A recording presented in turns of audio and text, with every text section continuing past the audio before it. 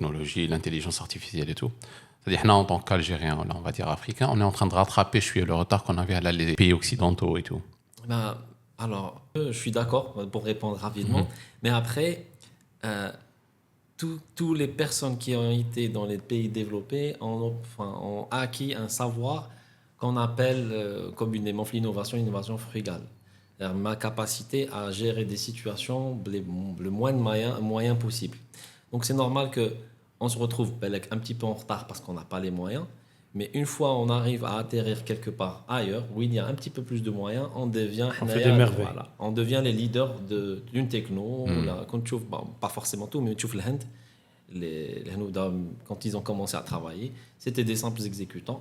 Ils ont travaillé en mode frugal, donc avec les moyens qu'ils n'avaient pas. Mais après, les États-Unis ou l'Angleterre et tout, ils sont devenus les leaders. Ah oui, les domaines ils sont les leaders. Et c'est la même chose pour l'Algérie ou là pour l'Afrique. Tout, dès qu'on est sérieux, on travaille, on a un rêve, on veut le bâtir et on y va. Je crois que c'est propre aux Algériens. Donc, par exemple, tu vois, chaque année des générations, à l'université, chaque année des centaines, on va dire. Des vagues d'étudiants. Des vagues et des vagues d'étudiants. Est-ce que tu vois qu'il y a une différence entre. Plutôt, une différence. Est-ce qu'il y a une avancée le comportement تاعهم avec les nouvelles technologies? Est-ce que vraiment ils حسب qu'il y a une avancée ou ils s'en foutent? Ça me rajeunit pas. Bon, mais depuis plus de 20 ans, donc c'est normal. Ça me permet de voir que même les codes de communication ont changé. Qui نهضر مع les étudiants il y a 20 ans là qui نهضر معاهم تاع دروك, rien à voir. Les outils utilisés ne sont plus les mêmes.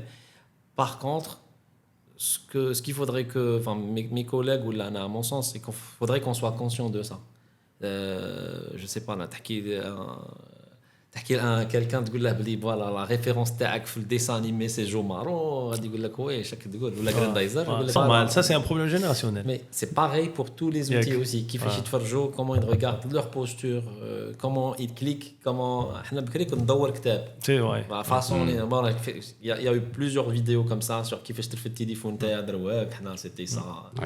La symbolique là, elle est beaucoup plus profonde dans la mesure où la façon avec laquelle on doit communiquer avec l'étudiant doit changer et peut-être qu'il a plus la capacité à être plus intelligent, plus cultivé que nous, la génération dernière. Donc il a tous les moyens. Et donc, pour moi, ils n'ont plus d'excuses. Imagine un étudiant qui dit que l'exercice est écoute, salut, c'est comme savoir que la ChatGPT qui est rack. Est-ce qu'il y a déjà référence connue? Est-ce qu'il y a déjà des gens qui m'ont des rendus avec ChatGPT et tout? Je leur demande de faire ça. Dans mon cours, je fais une classe inversée. C'est-à-dire que je viens, bon, on dit 10 questions à vous poser, commencez à y répondre tout de suite. Je les mets en groupe et ils commencent à répondre. Donc je préfère les laisser faire que de les surveiller. Parce que je sais la source. À l'université, on n'est pas censé inventer des théories ou de faire de la recherche et tout. On est juste un étudiant, on lui demande de restituer une information, que je sois la source anaya ou la qui soit autre part. Je préfère vraiment qu'il apprenne à chercher ses sources d'informations à travers une classe inversée. C'est-à-dire moi je suis là, je suis animateur, je suis même pas prof, je suis accompagnateur, juste pour qu'il puisse utiliser ces outils, que ça soit ChatGPT, à un moment donné c'était Google, Google House.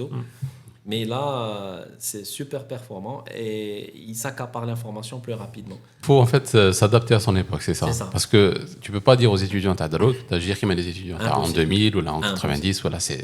Et de toute façon, les outils, si je leur donne un exposé, elle est belle et bien radie, il a fait 5 minutes pour ChatGPT. Je le sais. Je préfère qu'il fasse devant moi. Le téléphone. Oui, là, elle restitue verbalement. Donc, ça va lui permettre de développer ses soft skills et de faire semblant qu'il maîtrise. Et avec la pression qu'il a pour monter sur scène, parce que maintenant, il la table, on l'a sur scène, il va présenter, il joue le rôle et essaie de nous convaincre, l'information, tu t'es arrivé à de la... Tu as acquis quelque chose au moins. Voilà, généralement, c'est des phrases de 20 secondes, 15, 25 secondes. Donc, il a 2-3 minutes pour les préparer avec son équipe. Et alors, il présente et puis on passe à autre chose. Parce que مازالوا كاينين les profs اللي يدير لك un PowerPoint un diapo بدا يقراو حتى يخرج. Franchement, ça existe toujours, hein. Certainement. Mais bon, après, c'est peut-être on va dire, l'ancienne génération, elle est plus trop à jour sur tout ce qui est nouvelles technologies et tout. En plus, ça a le mérite, le PowerPoint, la présentation et tout, ça a eu son mérite à un moment donné. Oui, bien sûr. Mais ça, à un moment donné, il faut... Et c'est des gens, surtout qu'ils n'ont plus, qui me goûtent, même, c'est vrai, les étudiants n'ont plus d'excuses. Qui me goûtent, même les profs n'ont plus d'excuses. Je comprends, mais aussi de ma vision de prof, hein, Ouais. je suis d'accord, je suis d'accord et je le fais. Mais d'un autre point de vue, je ne sais pas s'il y a une prise de conscience collective. Parce que quand tu as une habitude, tu vois, ça c'est la méthode qui marche, on a tendance à oublier qu'on vieillit, qu'on prend de l'âge Bien sûr.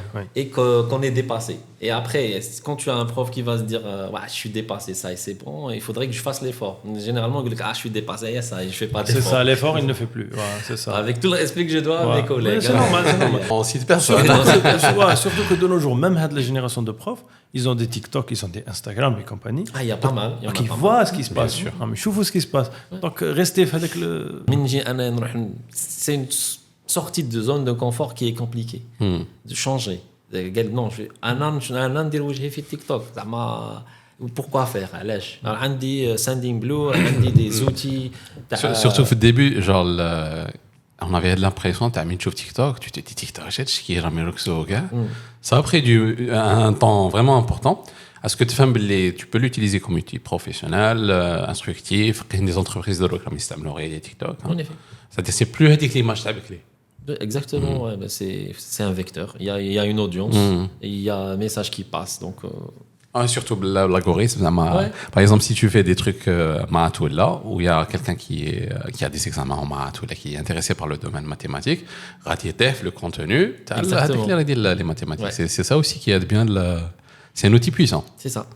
Il y a une autre question que je voulais te poser. Ouais. Est-ce que on est en train de gagner au change? On a l'impression que d'un côté, l'être humain il devient de plus en plus bête ou écervelé entre parenthèses. D'un autre côté, on a de plus en plus de technologies puissantes. Ça devrait nous aider à aller vraiment beaucoup plus loin que ça. Donc, est-ce qu'on est en train de gagner au change? Là, je sais pas. Je pourrais pas te répondre, mais bon, je peux éventuellement Apporter placer ma philosophie de ce qui se passe. Je pense que les notions du savoir doivent rester qui mettent à l'ebnam fessar, comme lire, écrire, calculer, l'hisab hadak. Je pense que c'est important d'avoir les notions du savoir. On va dire les notions de base qui te permettent d'agir en tant qu'être humain. Après, lire ou écouter ou la regarder et que j'arrive à mémoriser, c'est chacun son truc.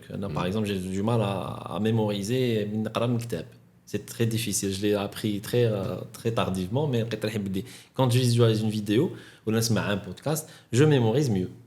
Après, on se rend compte aussi que les neurosciences que les gens n'apprennent pas de la même façon, oui, bien sûr. des affinités, que mais je pense que les bases doivent rester là. Après, il faut adapter le contenu.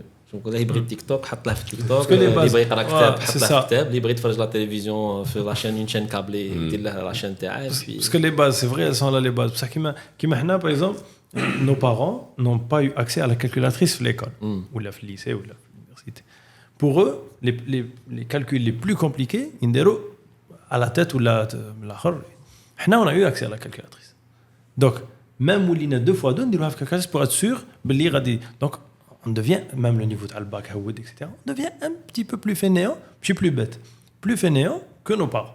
Et moi, je suppose, que leurs parents, et ainsi de suite. Alors, maintenant, je vais vous poser une question. Oui. C'est vrai, c'est que le gars est ferré. Est-ce que vous n'avez pas une certaine intelligence que la génération... C'est ça où est-ce que je voulais en venir. L'un n'empêche pas l'autre. C'est-à-dire, c'est pas parce qu'on a les technologies ou les moyens que forcément... Ouais, c'est ça. Je suis d'accord avec toi, Zama. Mais je pense aussi que le cerveau fonctionne autrement. Bon, après, c'est ce que j'ai dit. Les calculatrices du monde ou les ordinateurs du monde, comment on va calculer, ça va être problématique pour ceux qui ne savent pas. C'est ça. Mais je pense qu'en même temps, il y a une certaine intelligence qui s'est développée, qui est logique aussi, qui m'a les maths, mais qui est relatif à d'autres éléments sensoriels, qui m'a le design, la vidéo, la création vidéo, l'appréciation de la vidéo, la capacité de de détecter du langage cinématographique plus facilement, comme même sur des vidéos VR, de pouvoir être capable de reconnaître une vidéo spatiale où il y a une histoire. Un chirurgien, il a traité flashing, il a traité à. Oui, c'est la première opération chirurgicale, il dira à 7000 ou 8000 km de distance. Il a pu traiter le patient Hadek. C'est pas pour dire voilà, on peut le faire ou ça. C'est parce que le chirurgien, il a vraiment un savoir-faire qui lui est propre, tu vois. Et il n'avait pas le temps. Ouais. Et c'est ça, il n'avait pas le temps.